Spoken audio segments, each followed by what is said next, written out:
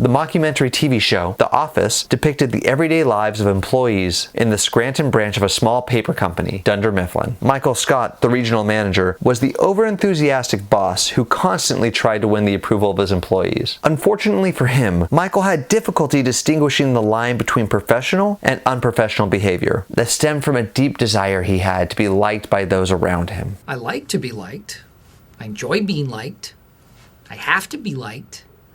But it's not like this compulsive need to be liked, like my need to be praised. As leaders get to know their people, their relationships tend to transition from formal to more relaxed. There is nothing wrong with that. It's even encouraged for leaders to establish a good rapport with their team. But as these relationships become more personal, leaders need to be mindful not to cross the line into unprofessional behavior. By unprofessional behavior, I mean any relationship that gets to the point where it can compromise the ability of the leader or of their people to do their job effectively. When Michael was faced with the difficult task of picking a new and cheaper healthcare plan, this predicament of disappointing his people made Michael feel very uncomfortable. It's not going to be a popular decision around the old orifice. So instead of having to make this difficult decision himself, he appointed one of his employees as the special project manager to pick the healthcare plan. Michael spent the whole day hiding in his office with the door shut, calling different businesses in the area to try and find a surprise gift for his employees, to make them feel a little better about their healthcare benefits being slashed. He was terrified of people blaming him for this bad news, and as a result, no longer liking him. While he was hiding, he left the decision-making to an employee named Dwight Schrute, who was a strange mixture of ruthless and incompetent. How many people can I fire? None. You're picking a healthcare plan. It's comical for us as the viewer to see Dwight make a mess of the situation throughout the day. That is until the end of the episode, when you realize the impact is real for all these people working in this office. Why did you put Dwight in charge of that? He did a horrible job. Dwight? Did you raise benefits?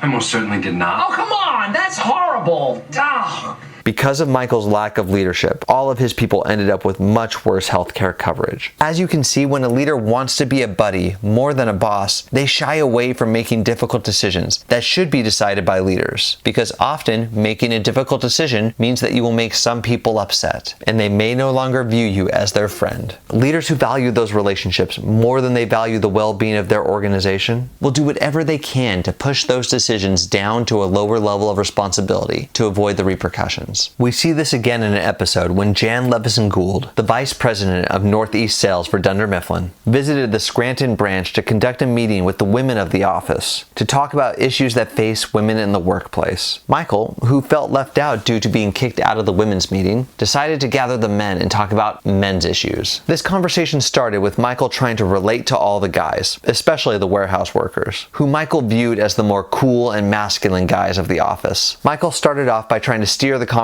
towards what he considered as men's issues, which focused mostly on complaints about women, dating, and how expensive it could all be. The conversation quickly took a turn and devolved into the warehouse guys talking about how they were not compensated enough, and that the workers needed to form a union. Instead of dissuading them from this idea, like his bosses at the corporate offices would expect him to, Michael found himself going along with the conversation. Not because of any kind of moral stance, but because he was too scared to stand up and be the bad guy. He wanted to be liked. Those leaders who prioritize their personal relationships with their people over the success of their organization will have a difficult time saying no to their people about anything. Michael knew that the corporate office would not allow the warehouse employees to unionize, but he wanted to be cool. He wanted to be their buddy. I would think long and hard before sacrificing your savings and your futures just to send a message. If you have any further questions, you can direct them to Michael. Being viewed as the bad guy can be difficult for many people. It is not fun to have to be the one to tell your people no. Performing this duty goes from difficult to impossible when you decide it is more important to be a buddy than a boss. This struggle is never more clear than when Michael is forced to fire one of his employees due to corporate cutbacks. Okay, Sherry? Yeah? If you were getting fired, how would you want to be told so that you could still be friends with the person firing you? He was obviously very anxious about the prospect of letting go of one of his people, but he had no other choice. After selecting his quality assurance manager, a man named Creed Bratton, as the unlucky victim, he called him into his office to let him down easy. What ended up happening was a confusing back and forth where Michael attempted to fire Creed. Did you start the paperwork yet? It's right here on the desk, yeah. You don't have to do this, Michael. I can't. Undo it! After failing to fire Creed, a stunned and horrified Michael, who was still a little bit dazed and confused on how his first attempt went, then called Devin into his office to fire him. After failing with Creed, Michael was finally able to get over the hump and fire Devin. In typical Michael fashion, he tried his best to salvage his relationship with Devin. This is unbelievable! I just hope that you and I can remain friends. The Office is one of my favorite shows, and Michael Scott is the character who is the heart and soul of the show. And even though he is often depicted as totally incompetent, Michael in many ways is a great leader, and we are shown this through his 7 seasons on the show. Despite his more admirable leadership characteristics, it was clear that his ability to lead was impacted by his need to be liked by his people. The first thing you need to understand is that your people are not your friends. They are not your family. Like I said before, you need to get to know them, and you should care about them, but you also need to make sure you set a clear and defined boundary. The less clear this line is to both you and your people, the more complicated your job becomes. Once everyone is clear about the boundaries you have set, what is considered professional behavior versus unprofessional behavior, it'll make all interactions operate more smoothly. You can't talk to me that way in this office. You just can't. I am your boss. Can't allow it. Fair enough.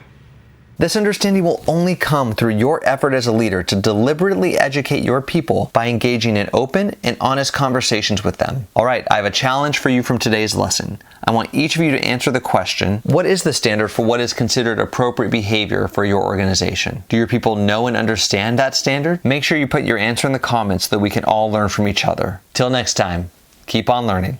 Thank you for watching. Much of what I go over in my lessons can be found in my book, Mission First, People Always, which is available for purchase through the link in the description of the video. If you enjoyed today's video and want to watch more leadership lessons, then be sure to like the video and subscribe to the channel.